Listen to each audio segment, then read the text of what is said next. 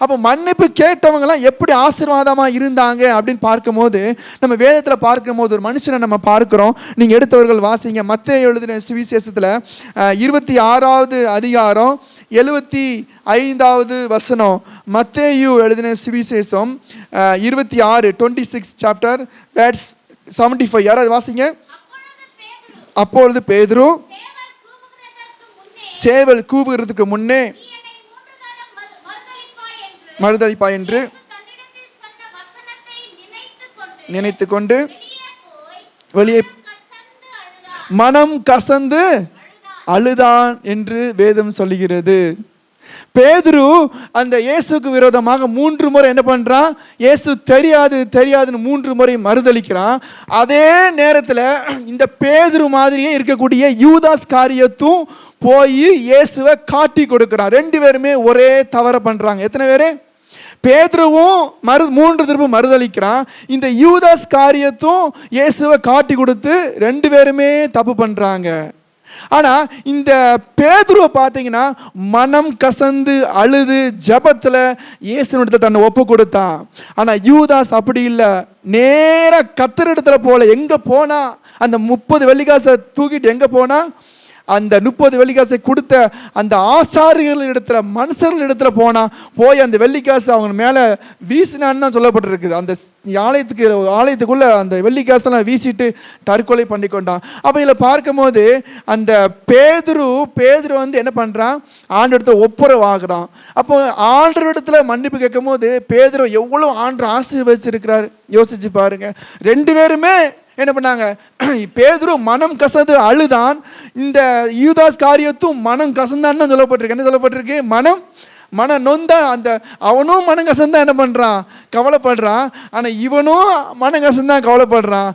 ஆனா பேதுரு நேரா கர்த்தர் இடத்துல போயிட்டான். யூதாஸ் காரியத்து நேரா எங்க போயிட்டான்? மனுஷனிடத்துல போயிட்டான். அப்போ இந்த பேதுரு ஆண்டவரிடத்துல மனம் கசந்து தன்னுடைய அந்த குறைவுகளை ஒப்பு கொடுக்கும் போது பேதுரு கர்த்தர் அபரீதமாக ஆசீர்வதித்தார். நீங்களும் மன்னிச்சீங்கன்னா, நீங்களும் மன்னிப்பதில் ஒரு முன்மாதிரியா இருந்தீங்கன்னா கர்த்தர் உங்களை என்ன பண்றாரு? ஆசீர்வதிக்கிறாரு. நான் சொன்னேன், மன்னிப்பு என்பது மிகப்பெரிய ஆசீர்வாதம். அது மிகப்பெரிய ஆசீர்வாதமான ஒரு வாழ்க்கை, ஒரு நல்ல குணநலம். அப்போ இந்த பேதுரு நீங்கள் பார்த்தீங்கன்னா, பேதுரு அதுக்கப்புறம் ஒவ்வொருத்தரையும் தொடுதாரு. சப்பானியல் என்ன பண்ணுறாங்க? எழும்புகிறாங்க. நான் ஊழியத்தில் ஒரு சில மாணவர்களை பார்க்கும் போது தான் தெரிஞ்சுக்கிட்டேன், நிறைய மாணவர்களும் இப்படி தான் இருக்கிறாங்க. அநேக வாலிபர்கள் இப்படி தான் இருக்கிறாங்க. எனக்கு தெரிஞ்ச ஒரு வாலிப பையன் விஜய் அப்படிங்கிற ஒரு நபரை வந்து நான் மீட் பண்ணேன் சித்தூரில்.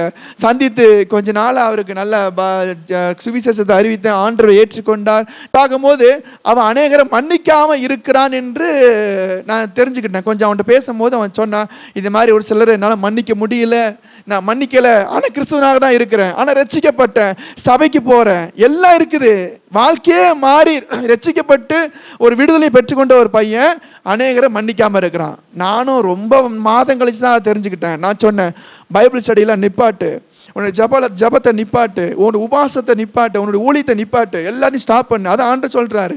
உன்னுடைய சகோதரனுக்கு மேலே உனக்கு கசப்பு இருந்தால் நீ போய் உன் காணிக்கையை வச்சுட்டு நீ போயிட்டு மன்னிப்பு கேட்டு வந்து உனக்கு காணிக்கை போடுன்னு ஆண்டவர் சொல்லியிருக்கல.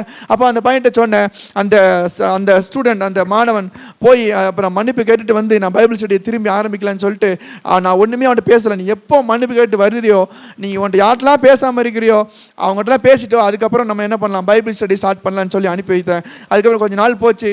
அவன் ஒரு பெரிய எதிரி இருந்தான், மற்ற எல்லாத்தையும் மன்னிச்சிட்டான். ஒரு எதிரியை மட்டும் மன்னிக்க முடியல, ஒருத்தரை மட்டும் என்ன பண்ணல, மன்னிக்க முடியல என்று சொல்லிட்டே இருப்பான். அவரை மட்டும் பார்க்கவே முடியல, சந்திக்கவே முடியல, தூரத்தில் இருக்கிறான், நான் இங்கே தூரத்தில் இருக்கிறேன், அவனை போய் எப்படி சந்திக்க அப்படின்னு சொல்லி கேட்டுகிட்டே இருப்பான். நான் சொன்னேன், ஜெபம் பண்ணு, நீ ஜெபம் பண்ணு, ஆண்டவரே நான் அந்த நபரை மன்னிக்க விரும்புகிறேன், அவனை சந்திப்பதுக்கு கிருபை செய்யுங்கன்னு சொல்லி ஜெபம் மட்டும் பண்ணு, ஆண்டவர் சந்திக்க வைப்பார் அப்படின்னு சொல்லி விட்டான். அவனும் ஜெபம் பண்ண, நல்ல உண்மையான மனுஷன், நல்ல சொல்கிறத அப்படி கேட்டு ஜபிக்கிற ஒரு மனுஷனால நல்ல ஜெபம் பண்ணா. அதே அந்த ஊரில் ஒரு திருமணம் வந்தது, ஒரு செலிப்ரேஷன், ஒரு திருமணம் வந்தது. அப்போ அந்த திருமணத்துக்கு தூர இடத்துல அந்த திருமணம் நடக்குது. இந்த விஜய் என்ற அந்த மாணவனுக்கு அழைப்பு வந்திருக்கு. அழைப்பு வரும்போது அதே திருமணத்திற்கு அந்த மன்னிக்க முடியாத நபரும் வாராரு, அந்த எதிரியும் வாராரு அந்த திருமணத்துக்குன்னு சொல்லி இவன் கேள்விப்படுறான். கேள்விப்பட்டதுக்கு அப்புறம் இந்த விஜய் பார்த்தீங்கன்னா வீட்டை விட்டு எங்கேயும் போறதில்லை, எங்கேயுமே ரொம்ப தூரத்துக்கு கல்யாணத்துக்கு இல்லைன்னா அங்கே உள்ள ஒரு ஃபங்க்ஷனுக்கு இந்த மாதிரிலாம் தூர பிரதேசத்துக்கு அவன் போனதே இல்லை.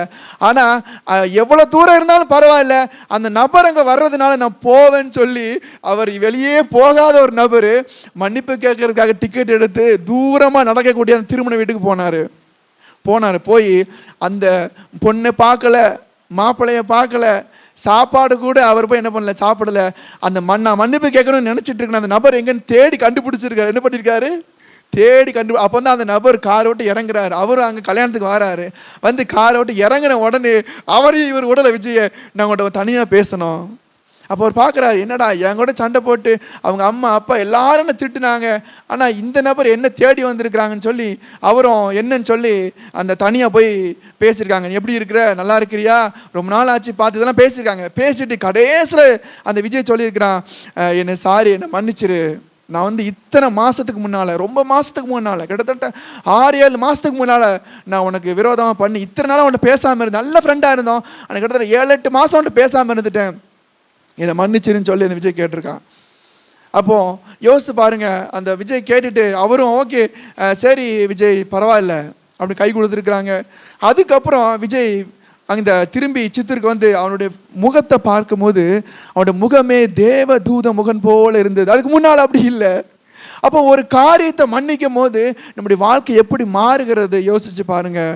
நீங்கள் ஒரு ஆள் கூட யார்கிட்ட கூட என்ன பண்ணக்கூடாது, நீங்கள் இப்படிப்பட்ட மன்னிப்பை பெற்றுக்கொள்ளாதவர்களாகவும் இருக்கக்கூடாது, மன்னிப்பை நீங்கள் கொடுக்காதவர்களாகவும் இருக்கக்கூடாது. நீங்கள் கொடுக்கணும், கண்டிப்பாக நீங்கள் மன்னிப்பை கொடுக்கணும். நீங்கள் யார்கிட்டலாம் கேட்கணுமோ அவர்களை கேட்கணும். அவர்கள் தேவனுடைய புத்திரர் என்னப்படுவாங்க.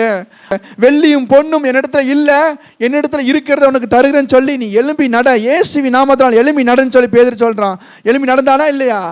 எழும்பி நடந்தா அந்த அற்புதத்தை வாசிச்சிருக்கீங்களா இல்லையா? வாசித்திருக்கீங்களா இல்லையா? அப்போ முதலாவது நம்ம அந்த பேதுருடைய வாழ்க்கையை பார்க்கும் போது கர்த்தர் கொடுத்த மன்னிப்பு, அதனால பெரிய ஆசீர்வாதத்தை பேதுரு பெற்றுக்கொண்டான்.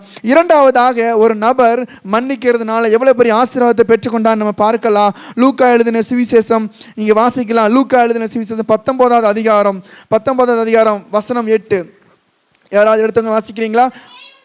சகேயு நின்று கர்த்தரை நோக்கி, ஆண்டவரே என் ஆஸ்திகளின் பாதி ஏழைகளுக்கு கொடுக்கிறேன்.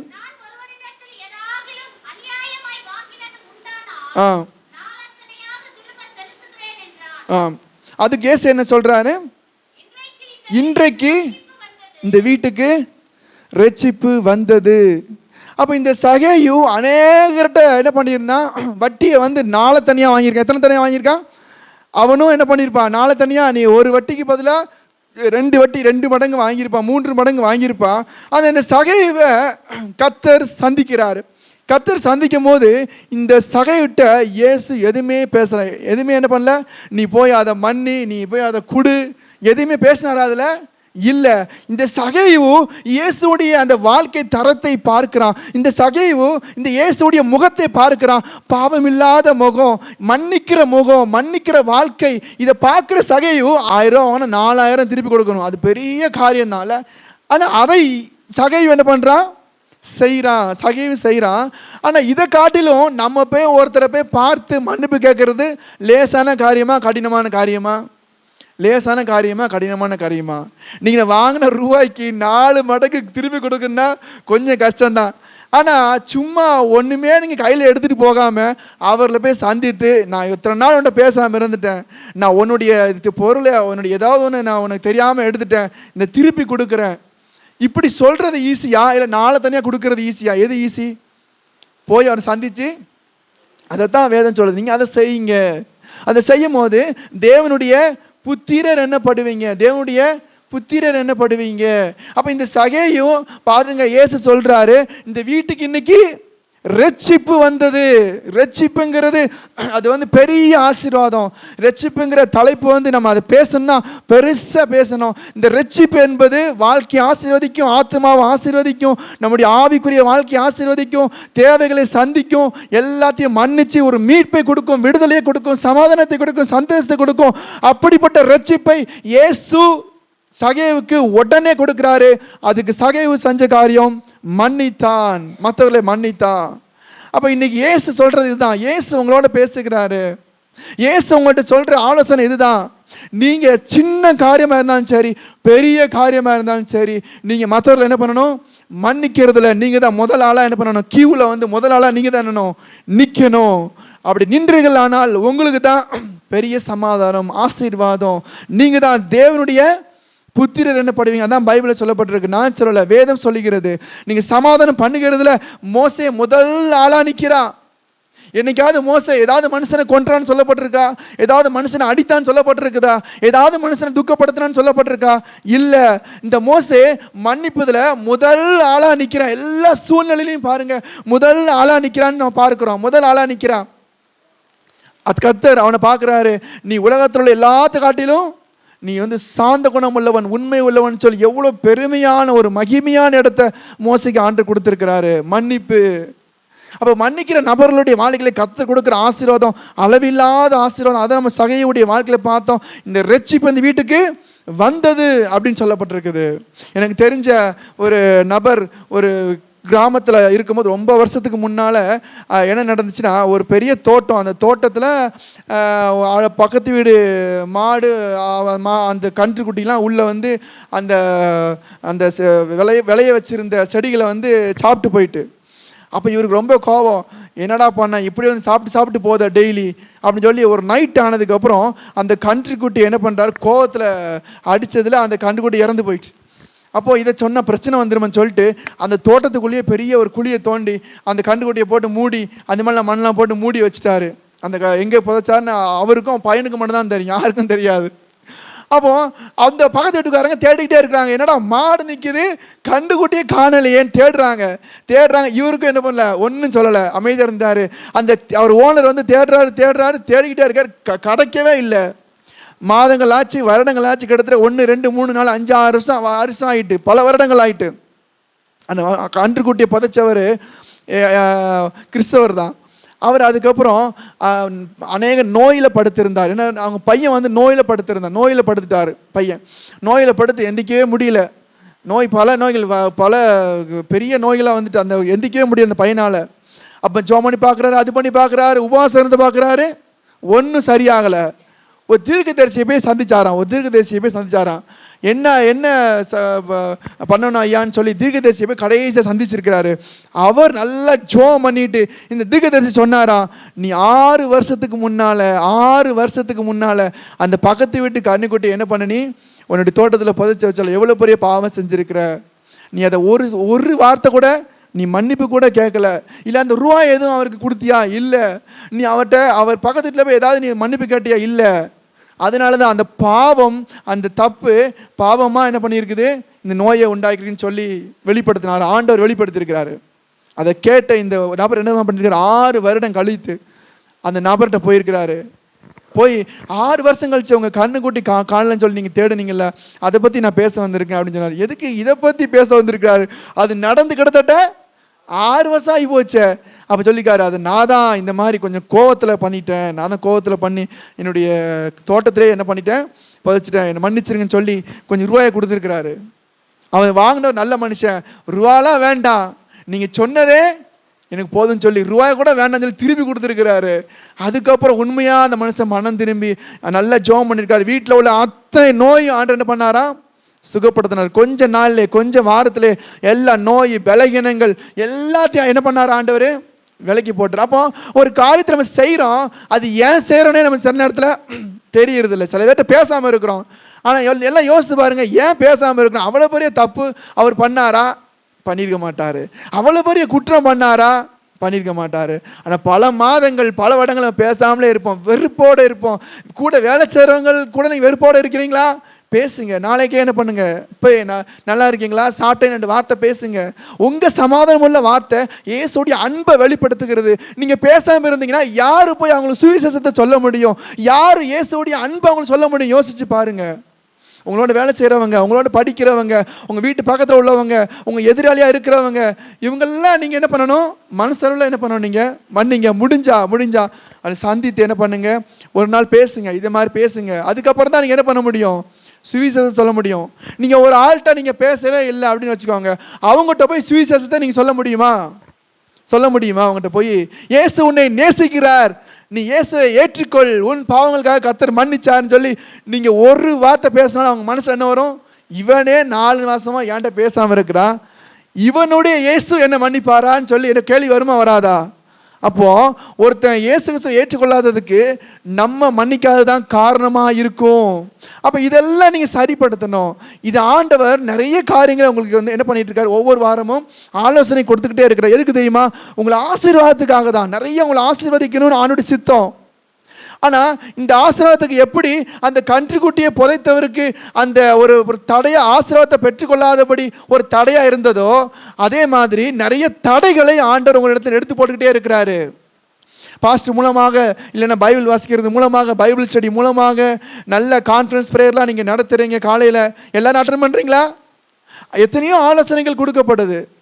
அப்போ எத்தனையோ ஆலோசனைகள் கொடுக்கப்படுது. இதெல்லாம் எதுக்குன்னா, உங்கள் இடத்துல உள்ள அழுக்கெல்லாம் எடுத்துகிட்டே இருக்கிறாரு ஆண்டவர். கொஞ்சம் கொஞ்சமாக எடுத்துக்கிட்டே இருக்கிறாரு. அது எடுக்க எடுக்க நீங்கள் சுத்தமாயிட்டே இருப்பீங்க. அப்போ சுத்தமுள்ள ஒரு நபரை ஆண்டவர் மலையின் மேல் வைத்து அழகு பார்க்கிறார். வேதம் சொல்லுகிறது, எரிகிற விளக்கை வந்து கட்டிலுக்கு என்ன பண்ண மாட்டார் ஆண்டவர்? வைக்கிறது இல்லை. மலையின் மேல் எல்லாத்துக்கும் வெளிச்சம் கொடுக்க முடியாத ஆண்டவர் மலை மேலே என்ன பண்ணுறாராம்? வைத்து அதை வெளிச்சம் கொடுக்க முடியாது அழகு பார்க்குறாரு. அப்போ நீங்கள் எங்கே இருக்கிறீங்க? கட்டில் கீழே இருந்தீங்கன்னா ஒரு பிரயோஜனமும் இல்லை. நீங்கள் மன்னிக்காமலே இருக்கிறீங்களா? இருங்க. ஆனால் யாருக்கு நஷ்டம்? நமக்கு தான். இருதயம் கடினமாக இருக்கும், கல் மாதிரி ஆயிரும். இருதயம் யோசனைகள் கல் மாதிரி இருக்கும், சமாதானம் இருக்காது. ஆனால் நீங்கள் மன்னிக்கிறீங்க அப்படின்னா முதலாவது யாருக்கு தான் சமாதானம்? மன்னிக்கிற நமக்கு தான் என்ன பண்ணுது? சமாதானம். தேவனுடைய புத்திரராக நீங்க மாறுகிறீங்க. இது ஆண்டவர் ஏன் உங்களுக்கு வெளிப்படுத்துகிறான்னு சொல்லி எனக்கு சுத்தமா தெரியாது. ஆனா ஆண்டவர் தான் சொல்லி அனுப்பினார் இந்த காரியத்தை. ஆண்டவர் உங்களோட பேசுவார். ஆனால் நீங்க கண்டிப்பாக இன்னைக்கு இப்பொழுது என்ன பண்ணணும்? நீங்க இதை மாற்றிக்கொள்வது, அதற்காக நீங்க என்ன பண்ணணும்? ஜெபித்து அந்த பலனை பெற்றுக்கொள்வது ரொம்ப ரொம்ப முக்கியமா இருக்கிறது.